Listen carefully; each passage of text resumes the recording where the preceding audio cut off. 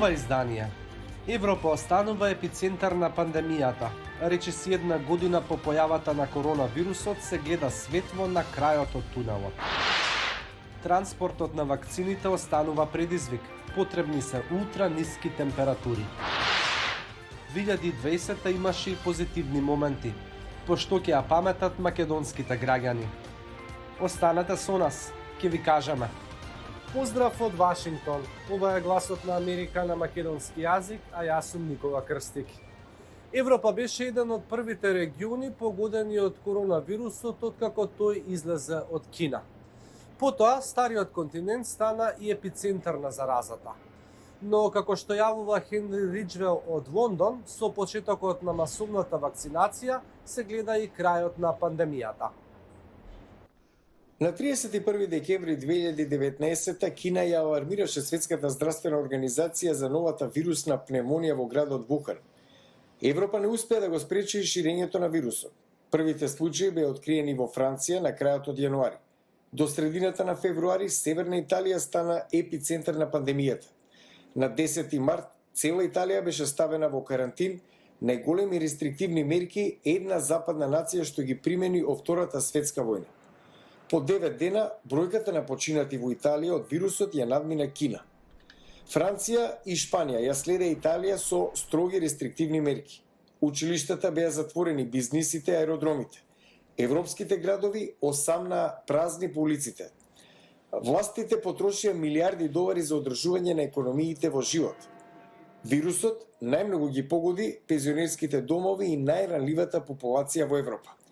И покрај растечките бројки на заразени, Британија го одложи воведувањето карантин за 2 недели. Водечки научници предупредија дека тоа може да се одрази со илјадници загубени животи и повикаа на итна акција. Ако воведовме рестриктивни мерки една недела предходно, ќе ја намалевме стапката на починати за најмалку половина. Британија ја завршува годината со рекордна бројка на починати од вирусот во Европа. На почетокот од летото, бројката на заразени во Европа почна да се намалува.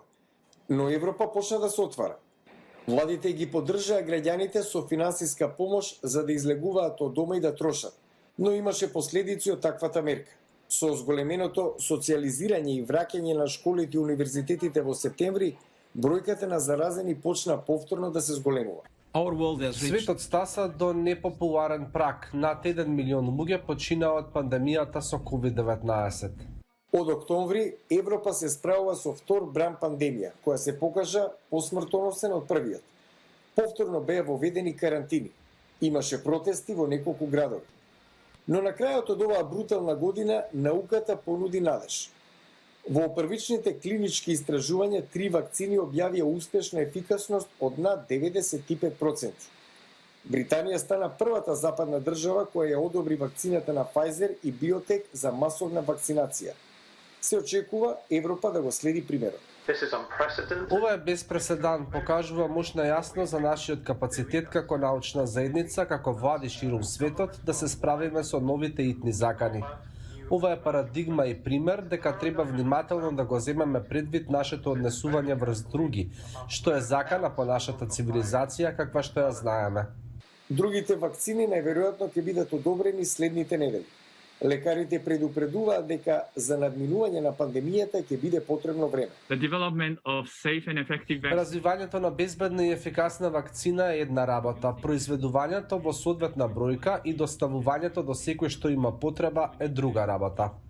Економските и социјални трошоци од пандемијата ќе се чувствуваат во следните години, но научните достигнувања нудат зрак на нормалност. Неколку капки од измешан генетски материјал нуди заштита против еден од најголемите предизвици за човештвото, но нуди и надеж за подобра иднина. За успешна имунизација вакцините треба да стигнат на секада. Сепак, транспортот е предизвикувачки, бидејќи се потребни ултра ниски температури. Сувиот мраз е цврста форма на јаглерод диоксид. Може да достигне температура до минус 78 целзиусови степени. Ова е палета, ова ќе го користат. Како што гледате, бело е и чади. Тоа е сув мраз. Harry Game е собственик на Game и синовите, компанија од Охајо која произведува сув мраз со децении. Вели дека побарувачката за неговиот производ се зголемила за 10 до 15% во последните неколку недели. Причина за тоа е користењето на сув мраз за чување на вакцината на Pfizer на екстремно ниска температура од минус 70 целзиусови степени. Pfizer ја транспортира новата вакцина во специјално дизајнирани кутии. За секоја кутија е потребен сув мраз кој се менува на 5 дена. Еден од предизвиците е тоа што кутија не може да се отвора често. Ако ја отворите, сувиот мраз сублимира затоа што се зголемува температурата. Друг проблем е што високи концентрации на јаглерод диоксид можат да бидат смртоносни, особено во авион.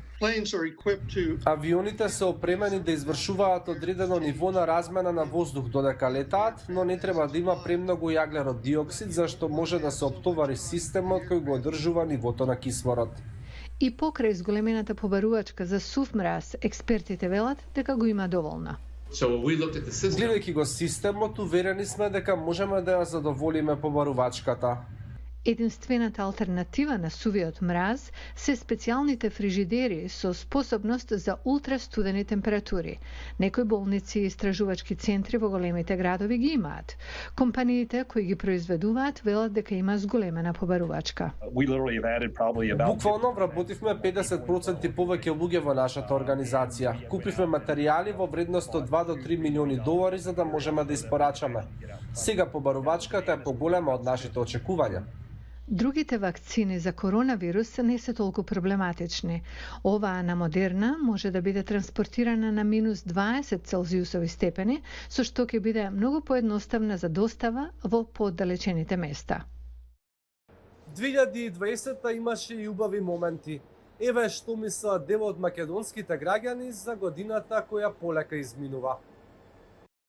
Мислам дека најсветлата точка во 2020 година од глобален аспект не сакам да ја коментирам, меѓутоа од семеен аспект мислам дека тоа враќањето на темелите на чувството на заедништво во куќата, во семејството, како темелен квалитет на живеечката. Во овој период имавме доволно време да прочитаме добри книги, да одгледаме филми што не сме ги одгледале, за кои сме имале желба да ги погледаме, да можеме да имаме време да се посветиме на своите деца, на своите внучиња. COVID-19 ги врати домашните гости на македонскиот пазар. Значи, ние имавме луѓе кои што ни кажуваат дека во Хотел Дрим доаѓаат прв пат после 30 години во Струга. Значи, луѓе кои што цело време биле надвор од државата, сега, конечно, ние добивме еден вид на, ајде да речем, маркетинг, промоција, како нашиве луѓе да ги видат и нашите капацитети. Јас и мојот клуб РК Охрид ќе пометиме 2020 како успешна и позитивна на професионален и на ракометен план. Сите знаеме дека ја завршивме оваа сезона без пораз. Имавме од 12 утакмици 12 победи, но ние бевме максимално фокусирани, го дававме својот максимум и бевме професионални до крај. И испишавме една историја во ракометот во Охрид. Можеме да кажеме дека позитивно одговоривме на сите предизвици кои се поставија пред нас и успеавме да одговориме на потребите на граѓаните кои се најдоа ранливи во овој период. 2020 не научи дека треба да имаме секогаш резервен план. 2020 не научи дека треба да бидеме подготвени во секое време да се дигитализираме. Инстантно да ги промениме начинот на работа, секојдневното функционирање, начинот на комуникација, за да можеме да продолжиме да просперираме. Тоа е се за ова издание на Newsflash. Се гледаме повторно утре, во истото време и на истото место. Поздрав од Вашингтон.